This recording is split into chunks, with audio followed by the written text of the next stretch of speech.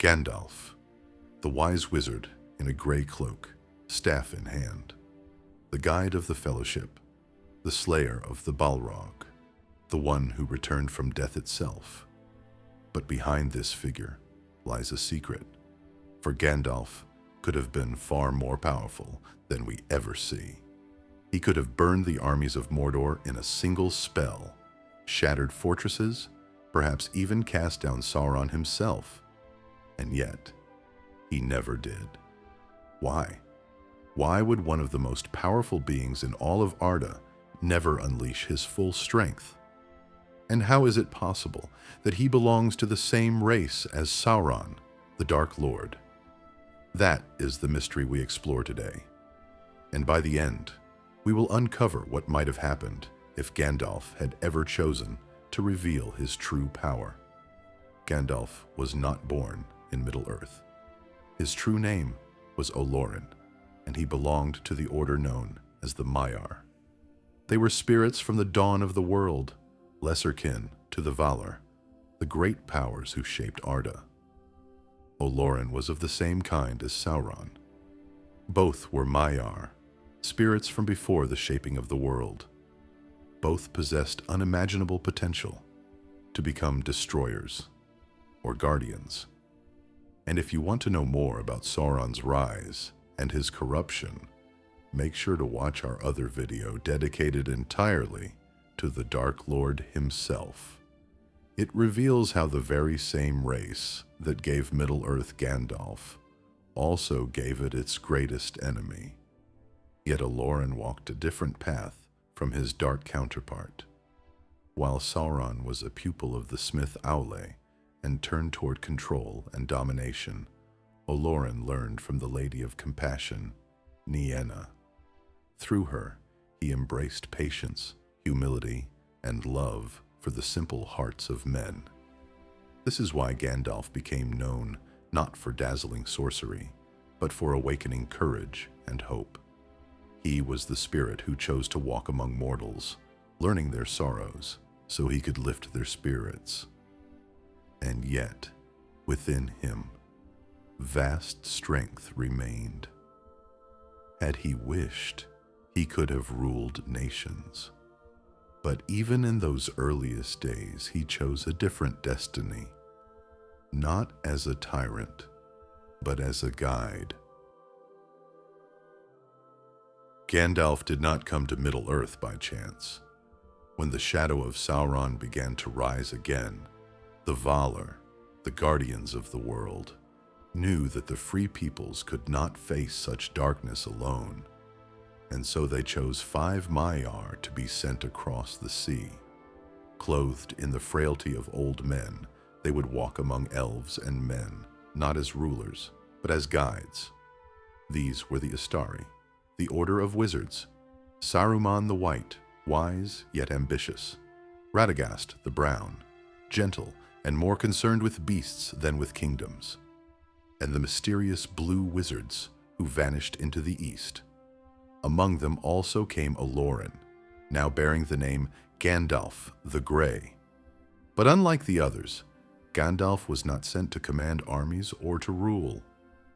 His task was subtler, yet far greater: to kindle courage in the hearts of mortals, to remind them of hope when despair seemed certain. This was no accident. The Valar had placed strict limits on the Istari.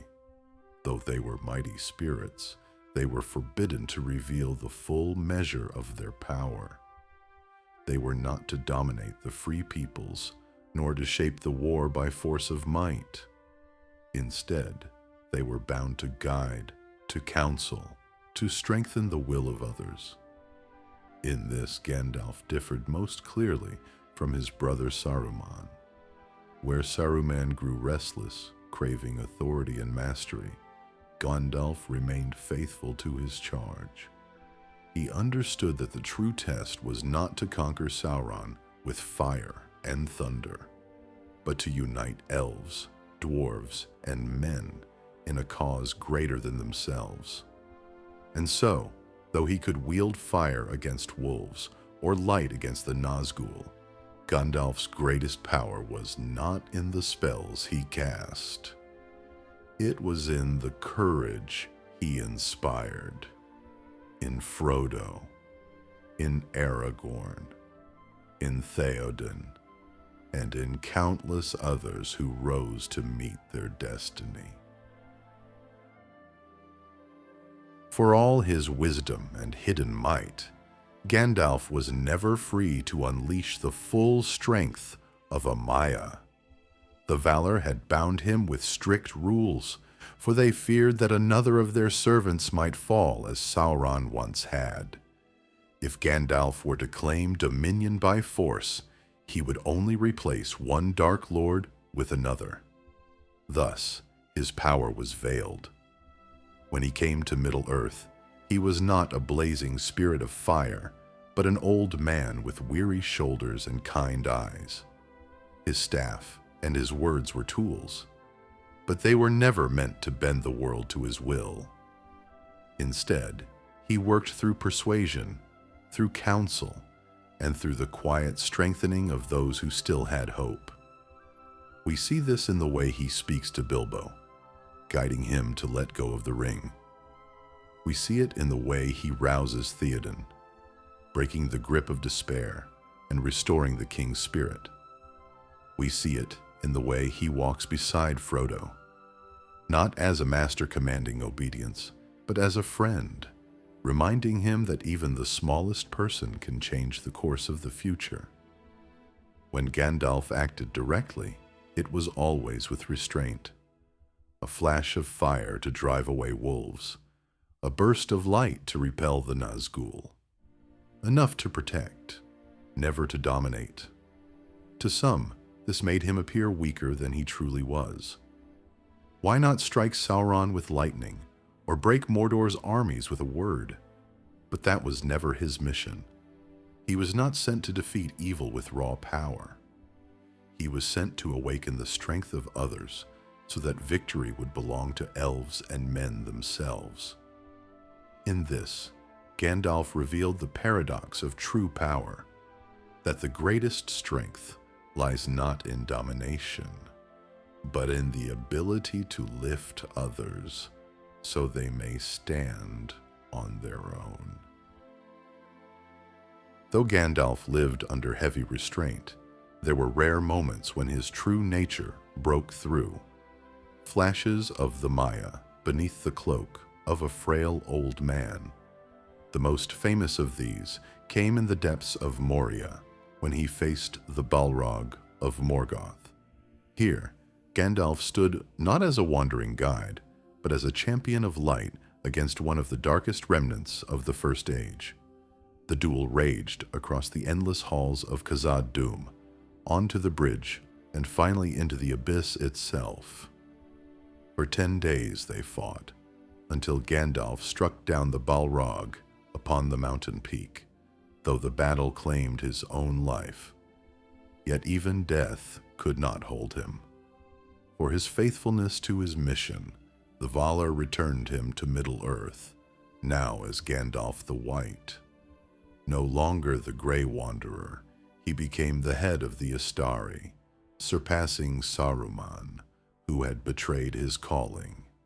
It was a rare reward, and a sign that when Gandalf chose to act, the full authority of the Valar stood behind him. Even so, he continued to wield his power sparingly. At Helm's Deep, his presence turned the tide, not by blasting apart armies, but by rallying riders of Rohan to charge at dawn. Before the gates of Minas Tirith, he shone with a light that drove back the Nazgul. Yet his truest weapon was the hope he gave to soldiers who might otherwise have fled. These moments remind us that Gandalf's strength was never gone, only hidden, waiting for when it was truly needed. He was not powerless, but purposeful. Every spark of his might was used with precision, never squandered, never corrupted. And in those rare glimpses, we are allowed to see what he truly was. A spirit of fire and wisdom, who could have ruled through fear, yet chose instead to rule through courage and love. If Gandalf was capable of such might, why did he never unleash it against Sauron? The answer lies in Tolkien's deeper vision of power and in the fate of those who sought to wield it. Gandalf knew that raw strength could never truly defeat the shadow, for had he ruled by fire and fear, he would have become little different from the enemy he opposed. It was this very temptation that corrupted Saruman. Believing that only domination could bring peace, Saruman turned to treachery, and in doing so, destroyed himself. Gandalf understood what Saruman did not, that evil cannot be cast out by greater force alone. To conquer Sauron with sheer might would have only replaced one tyrant with another. The free peoples of Middle-earth would have traded one Dark Lord for another, cloaked in white. This is why he refused the One Ring when it was offered to him. He foresaw that if he accepted it, his desire to do good would twist into a hunger for order and control. The ring would magnify his power until the world bent beneath him, and Middle-earth would fall into a darkness more terrible than before. Instead, Gandalf chose the harder path: patience, humility, and trust. He placed the fate of the world not in his own hands, but in the courage of men, the endurance of hobbits, and the wisdom of elves. He believed that true victory must be earned by those who lived in Middle-earth, or it would never last.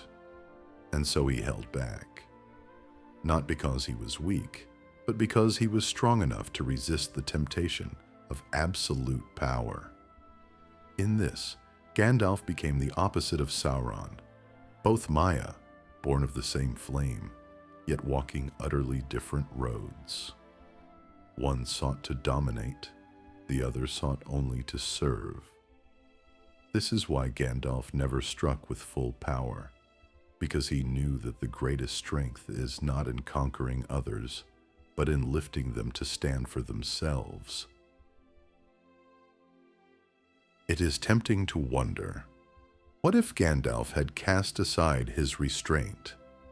What if, in the darkest days of the War of the Ring, he had revealed himself in full, the fire spirit Olórin, radiant with divine might?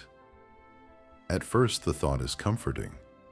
With a single act, he might have shattered Mordor's armies, broken the Dark Tower, and hurled Sauron into the void. The war would have ended swiftly, sparing countless lives.